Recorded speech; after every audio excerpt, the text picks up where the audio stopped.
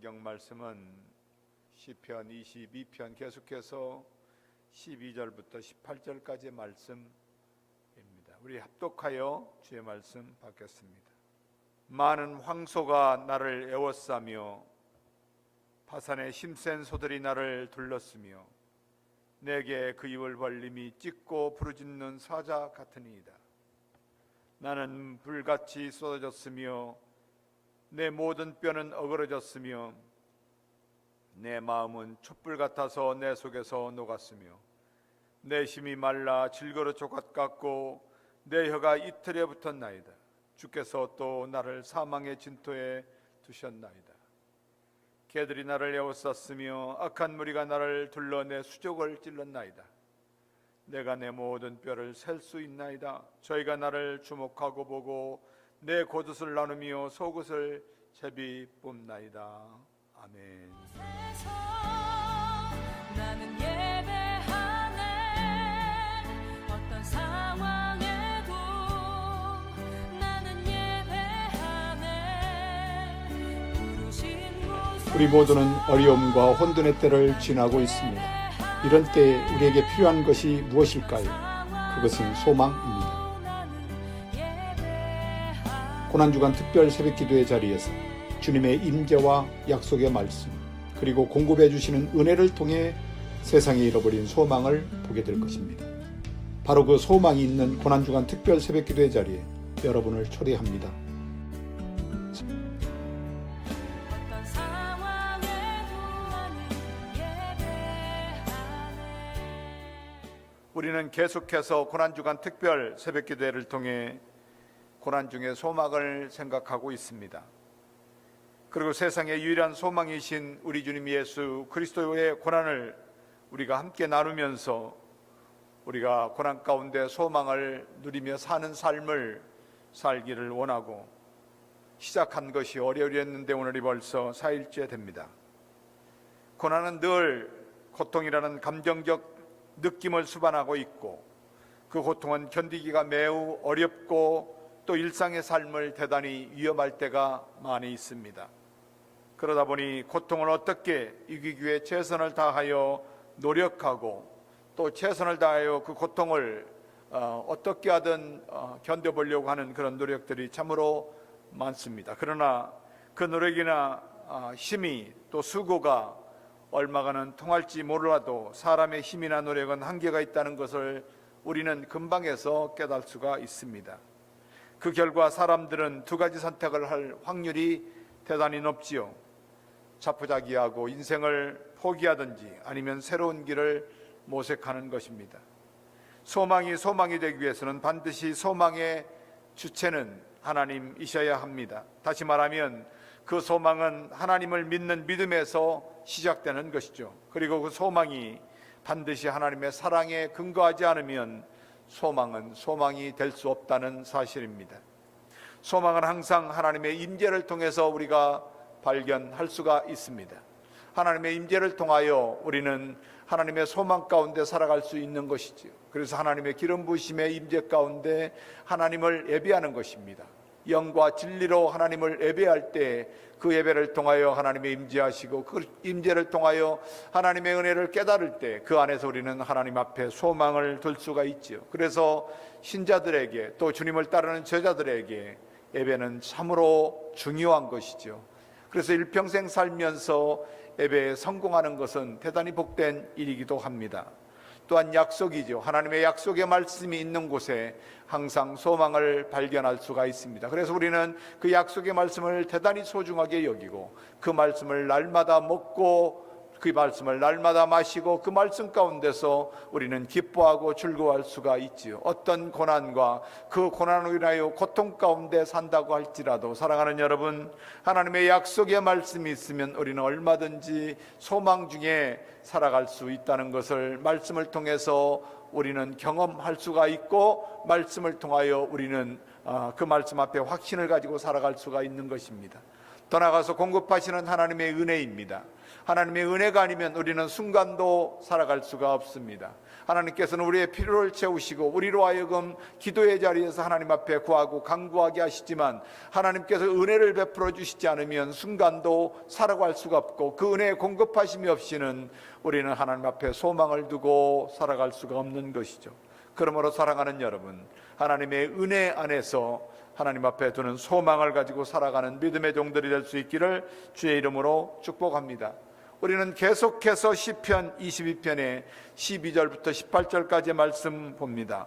시편 22편을 통해서 우리는 계속해서 우리는 죄인을 위하여 받으시는 고난 가운데 예수님이 느끼셔야 했던 그 고통이 얼마나 아프고 또 얼마나 힘들고 얼마나 견디기 어려웠는지를 오늘 아침 생각해 보려고 합니다.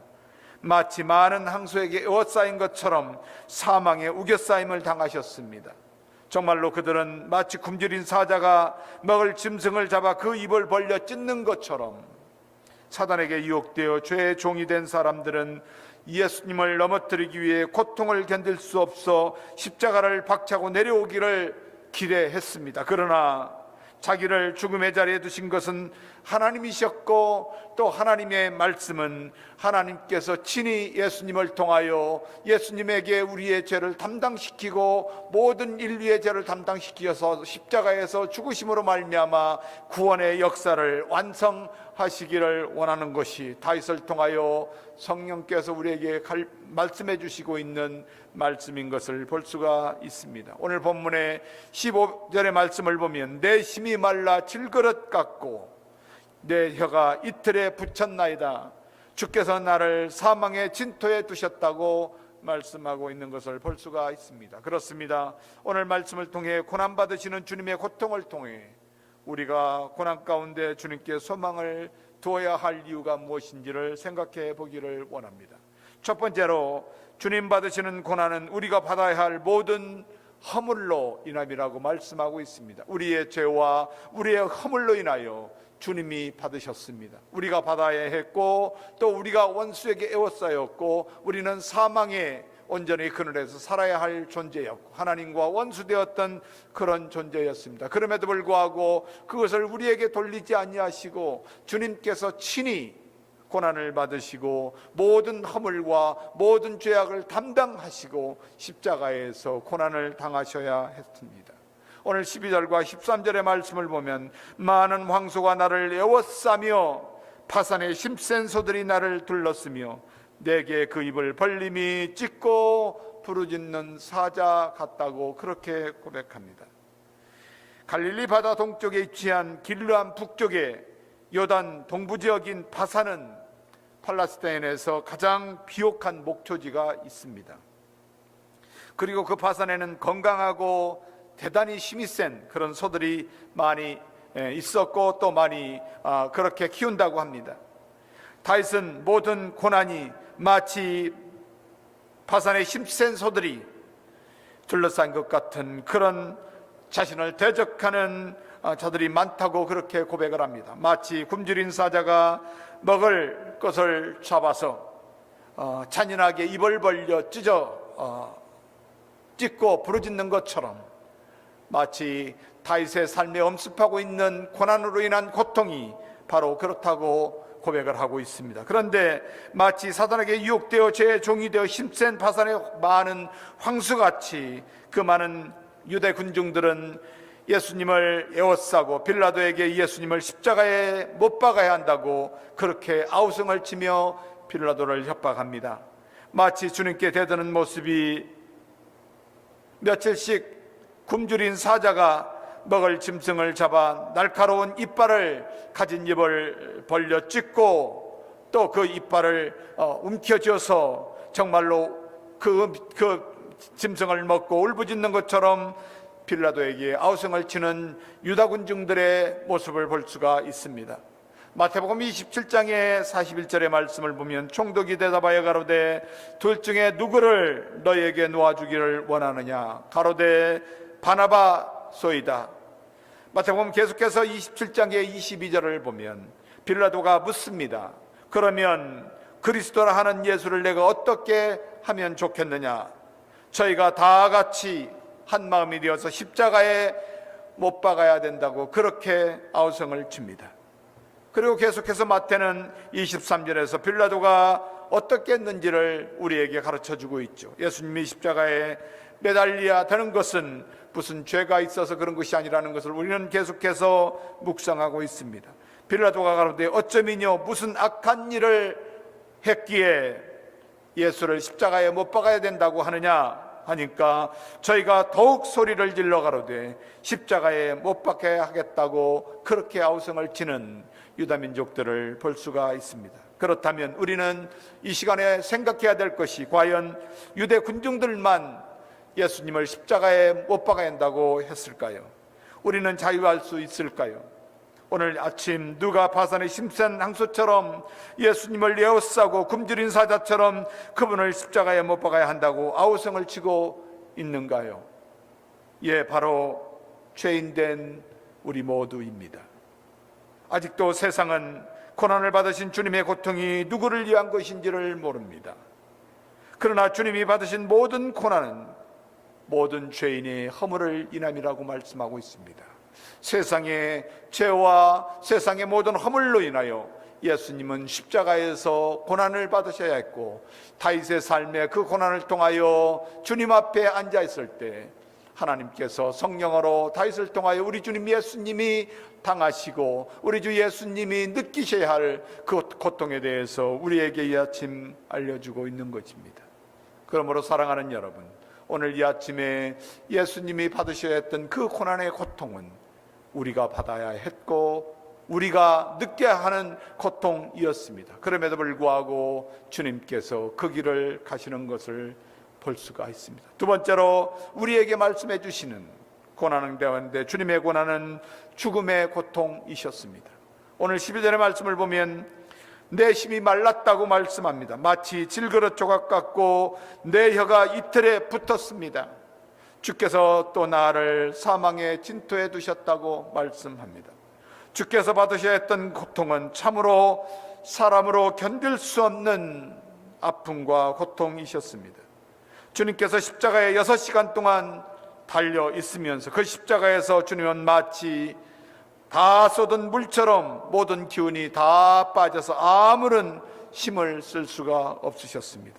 그리고 뼈 마디마디가 다 이골이 되어 주님이 인간적으로 마음이 촛물처럼 녹아내리는 것처럼 그렇게 마음이 다 녹아내려 버렸습니다. 이런 모든 고통의 시간 가운데서도 주님은 이것이 죄인을 구원하시기 위한 하나님의 뜻임을 믿고 고백하며 그 길을 가기를 결단하며 주님께서 도우시는 것을 볼 수가 있습니다. 오늘 시편의 22편의 15절의 말씀을 보면 내 심이 말라 질그릇 조각 같고 내 혀가 이틀에 붙었나이다. 하나님께서 또 나를 사망의 진토에 두셨다고 말씀합니다. 우리 주님이 죽으셔야 했던 것은 나를 위한 것이었습니다. 그리고 여러분을 위한 고난이시고 고통이셨습니다. 힘이 다 말라 질그릇 조각처럼 다 부서져야 했고 주님의 혀는 이틀에 붙어 있는 것처럼 그러나 주님께서 변함없이 믿고 변함없이 신뢰하고 흔들림 없이 죽음의 자리에서 소망을 두시고 감사하는 것은 그 죽음의 자리가 하나님의 뜻이었다는 것입니다. 바로 죄인인 저와 여러분의 죄를 용서하시기 위해서 또 죄의 값을 다 치르시기 위하여 하나님께서 그리고 우리를 용서하셔서 구원하시기 위하여 하나님께서 계획하신 하나님의 뜻임을 예수님은 알고 계신 것입니다.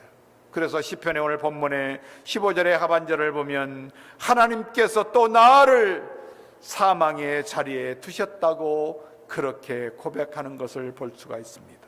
그렇습니다. 사랑하는 여러분, 바로 영원토록 흔들림 없이 하나님의 뜻은 예수님을 통해 모든 죄인의 죄를 용서하시는 것이었습니다. 사람들은 또 아우성을 치는 유대인들은 또 유대의 많은 사람들은 예수님을 조롱하며 십자가에서 내려오기를 원했습니다. 물론 예수님은 그의 능력과 권세로 십자가에서 얼마든지 내려와 말씀 한마디로 모든 것을 평정하실 수 있는 그런 권세가 있으신 분이라 우리는 계속해서 생각합니다. 그러나 주님은 그 길을 택하지 않았습니다. 왜 그렇습니까? 만약에 주님이 십자가의 죽음을 거부했다면 모든 죄인은 구원받을 수가 없었기 때문에 그렇습니다. 하나님은 그들을 사랑하는 것, 그 사랑을 표현할 수가 없으셨기 때문에 그렇습니다. 그래서 하나님은 철저하게 예수님을 죽음의 자리에 내어주셨고 또 예수님은 그 사실을 너무나 잘 알고 있습니다. 우리는 다윗을 통하여 그 사실을 발견할 수가 있습니다. 하나님께서 또 나를 죽음의 자리에 두셨다고 고백하는 것이죠. 그렇습니다. 그 죽음은 바로 저와 여러분을 위한 죽음이셨습니다. 마지막으로 주님의 십자가의 죽음은 하나님의 사랑이셨다고 우리에게 가르쳐주고 있습니다. 16절의 말씀을 보니까 개들이 나를 에워싸며 악한 무리가 나를 들러 내 수적을 찔렀습니다. 부끄러움을 모르는 동물을 개로 취급하는 것이 그 당시의 사회였습니다. 죄인들은 개처럼 부끄러움을 모르고 주님을 에워싸고 주님께 대단히 악하고 잔인했습니다. 더 나아가서 대단히 무례했습니다. 그리고 주님을 수족을 창으로 찔러 예수님의 죽음을 확인하기까지 합니다. 물론 성경의 말씀을 이루기 위한 일이었습니다. 그래도 종교인으로 안식일을 큰 날로 생각하여 안식일을 준비하는 예비일에 부정한 시체를 십자가에 달려두지 않는 그런 원칙들을 그들은 정해놓았습니다. 그들은 세상의 원칙이 내 주님의 원칙보다 중요한 사람들이었습니다. 그런데 오늘 요한복음 19장의 말씀을 보니까 32절에 요한은 이렇게 기록하고 있죠. 군병들이 가서 예수와 함께 못 박힌 첫사람과 그 다른 사람들의 다리를 꺾었습니다. 33절에 보니까 예수님께 이르러는 이미 죽은 것을 보고 다리를 꺾지 아니하고 그중 한 군병이 창으로 옆구리를 찌르니 피와 물이 나오더라 라고 그렇게 고백합니다. 그렇습니다. 우리 예수님은 십자가에서 6시간 동안 모든 것을 다 쏟았습니다. 그리고 노마병정의 청에 의해서 모든 남아있던 물과 피를 다 쏟으셨습니다. 로마서에서는 사도 바울을 통하여 우리에게 가르쳐 주는 것이 5장에서 우리에게 말씀합니다. 하나님이 우리를 사랑하시는 증포였다고, 하나님이 우리를 사랑하시는 이유였다고, 하나님이 우리를 사랑하신 목적이었다고. 그래서 하나님이 우리 주 예수 그리스도를 통하여 죽음의 자리에서 그 고통의 시간 가운데 이미 운명하시는 그런 광경 가운데서 하나님은 우리에게 가르쳐주고 말씀하시는 것이 있습니다. 바로 그 조롱했던 예수님, 나무에 달리셨던 그 예수님, 그 예수님을 보며 우리는 하나님의 사랑 가운데서 오늘을 살아가면서 믿음으로 사는 것이 무엇보다도 중요한 것이죠. 오늘 요한은 계속해서 요한복음 19장을 보면 35절에 이를 본 자가 증거하였으니 그 증거가 참이라. 예수님의 증거는 참된 것이었습니다. 거짓된 것이 아니었습니다. 그럼에도 불구하고 그들은 예수님을 조롱하고 또 죽어서까지 시신을 그들이 지키는 것을 볼 수가 있습니다. 그리고 저가 자기의 말하는 것이 참인 줄로 알고 너희로 믿게 하려 함이라고 말씀합니다. 30절의 말씀을 보니까 요한복음 19장에 예수께서 신포도주를 받으신 후 가라사대 다 이루었다 하시고 머리를 숙이시고 영원히 돌아가셨습니다. 주님은 죽음을 통하여 모든 것을 다 이루셨다고 말씀합니다. 주님은 십자가에서 마지막 고백하시는 고백, 다 이루었다, I am well done. 그 죽음의 죽으심은 하나님의 승리이셨습니다. 그렇습니다. 고난의 삶의 소망을 말하는 웰런 위어스비는 나는 사역 때문에 다른 도시를 종종 방문하게 됩니다. 내가 탄 비행기에 탑승해 좌석에 앉아 안전띠를 메고 나면 긴장을 풀고 여정 전체를 하나님과 조종사에게 맡깁니다. 나는 비행하기를 조종하려 하지 않습니다. 또한 나는 비행기를 조종하려고 하지 않습니다. 내가 아무리 걱정하고 안달을 해도 비행기의 나사 하나, 볼트 하나도 달라지지 않기 때문입니다. 삶도 마찬가지라고 말합니다. 당신은 그리스도를 주님으로 믿었습니다. 그리고 중심의 주님을 따르기로 결단했습니다. 그렇다면 이제 당신은 그분의 것이고 또 그냥 그분 안에 편안히 있으면 되는 것입니다. 비행기를 조종하려 들지 마십시오. 그냥 그리스도께 맡기시면 됩니다. 그분의 사랑과 돌보심이 당신을 덮을 것이라고 고난의 삶의 소망을 말하는 워렌 이어스비는 생명의 삶 1호에서 말하고 있습니다. 그렇습니다. 요한일서의 말씀을 보면 하나님의 사랑이 우리에게 이렇게 나타난 바 되었으니 하나님이 자기의 독생자를 세상에 보내시면 그로 말미암아 우리를 살리려 하심이라 라고 말씀합니다. 사랑은 여기에 있으니 우리가 하나님을 사랑한 것이 아니요 하나님이 우리를 사랑하사 우리의 죄를 속하시기 위하여 우리의 죄를 용서하시기 위하여 우리의 죄를 사하시고 우리를 구원하시기 위하여 우리를 하나님의 자녀 삼으시고 하나님의 백성으로 하나님의 사랑 가운데 영원한 보호하심과 인도하심과 또 축복하심의 은혜를 누리며 천국의 영원한 삶을 살게 하시기 위하여 그 아들 예수님을 화목제물로 보내셨다라고 말씀하십니다. 그리고 주님은 십자가에서 다 이루시고 운명하심으로 그 일을 이루셨다고 말씀하고 있는 것입니다. 그러므로 사랑하는 여러분, 오늘 우리는 주님 앞에 나와 우리 주님 예수 그리스도를 주님으로 믿고 그 주님을 따르는 삶으로 주님 앞에 소망을 두고 사는 것이 고난의 때를 넉넉히 이길 수 있고 소망 중에 절망하지 않고 좌절하지 않고 어려움 당하지 않고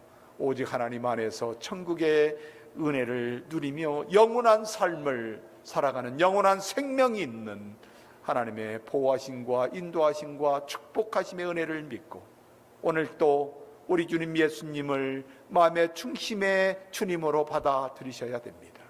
그리고 그 주님을 따라 남아있는 인생을 따라 살면 주님께서 여러분의 삶의 모든 것 책임져 주실 줄로 믿고 그분에게 소망을 두는 자에게는 순간순간이 기쁨이요 순간순간이 평안이요 순간순간이 감사인 것을 믿으시기를 주의 이름으로 축복합니다.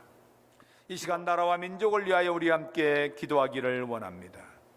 미국과 한국 교회 그리고 세계 모든 교회와 선교지를 위하여 기도해 주시기 바랍니다. 베이트빌 젤침례교회 성도님들을 위하여 기도해 주시고 교회 회복되기를 위하여 기도하시며 더 나아가서 개인들을 위하여 이 시간 간절히 합심하여 기도하는 시간 갖도록 하겠습니다. 기도하겠습니다. 오 할렐루야. 아버지 하나님 감사와 찬송과 영광을 올립니다. 오늘 이 시간에도 하나님 앞에 온전히 받은 은혜로 말미암아 우리 주님 예수 그리스도의 거룩하신 이름으로 하나님 앞에 구하며 강구할 수 있도록 은혜 주신 것 감사를 드립니다. 내 주님 예수님 앞에 소망을 두고 하나님께서 예수 그리스도의 이름으로 구하는 것들마다 들어응답하시겠다고 말씀하셨습니다. 오 하나님 이 시간에도 나라와 민족들을 위하여 기도하오니 아버지 하나님의 나라들을 위하여 기도하오니 하나님 불쌍히 여겨주시기를 간절히 원합니다. 특별히 대통령과 이 형제들에게 지혜를 주셔서 하나님을 두려워하게 하시고 불안해하는 백성들에게 주의 평안을 전하는 복된 자들이 되게 하여 주시기를 간절히 지금은 우리를 죄에서 구원하시기 위하여 십자가의 은혜를 허락하신 우리 구주 예수 그리스도의 은혜와 아버지 하나님 극진하신 사랑하심과 성령 하나님의 인도하시고 교통하시고 축복하심의 은혜가 오늘 고난주간 특별 새벽기도를 마치고 복음을 들고 세상을 향하여 나아가는 주님의 중심에 믿고 주님을 따르는 제자들 머리머리 위에 또한 가정과 자녀들 위에 또한 복음을 위하여 생업에 주님이 맡겨주신 사명을 감당하기 위하여 수고하고 애쓰는 모든 주님의 종들 위에 또한 교회들과 성도들과 주님의 제자들 머리머리 위에 또한 선교지와 선교사님들 위에 지금부터 영원까지 함께 계시기를 간절히 축원하옵나이다. 아멘.